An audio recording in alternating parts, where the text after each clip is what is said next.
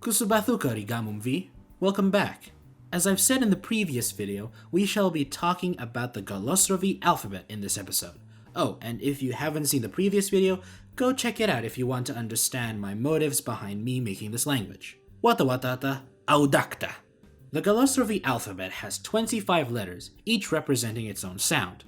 In order it's A, Ba, Chi, Da, Fa, Ga, I, Ji, Ka, La, Ma, Na, Nya, O, Pa, Ra, Sa, Ta, Tha, U, Va, Wa, Ya, Za, and And here it is with its romanization.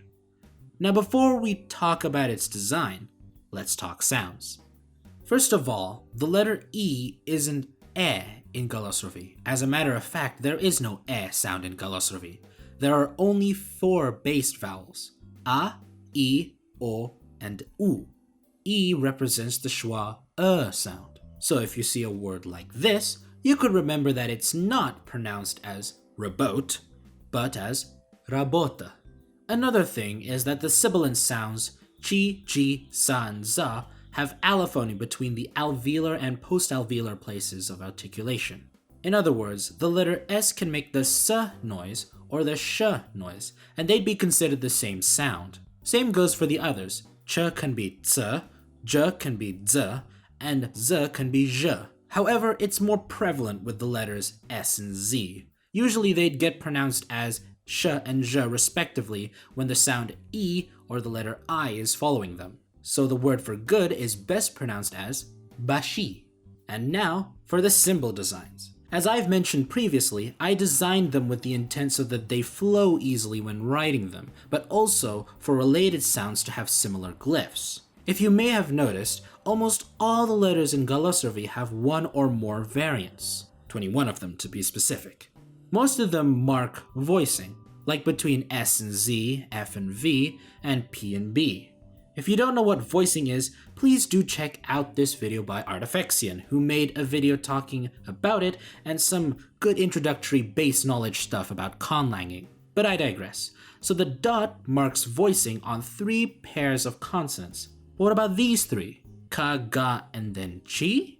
And what about ta, da, and ji? This comes down to 2 reasons. The first is that I know Indonesian, and Indonesian uses the letter C for the sound ch.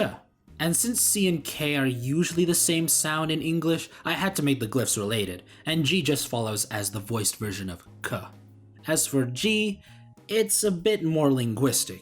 You see, one of the more common sound changes in a language is palatalization, when the sound's place of articulation slowly drifts towards the palate, usually before an E or an E vowel.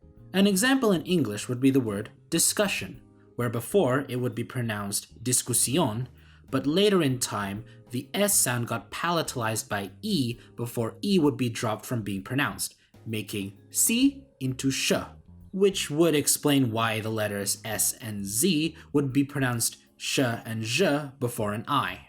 Palatalization would also usually turn t and k into ch and d and g into j. Example, the word giant. But since I already have a symbol for the ch sound, I decided to use the other set of glyphs for the j sound. And there we have it. As for the rest of the symbols, nasal consonants are shown by this part of the glyph. You may note that nya is a combination of n and I. And the vowels U, I, and E with dots mark their related consonant sounds. U with w, E with y, and with r. Oh, and that's another thing. The rhotic is a tap or a trill. Yes, you must roll your R's to properly speak Galosrovi. Wata watata, I think that should be it. Next video I will talk about personal pronouns. Tribushi!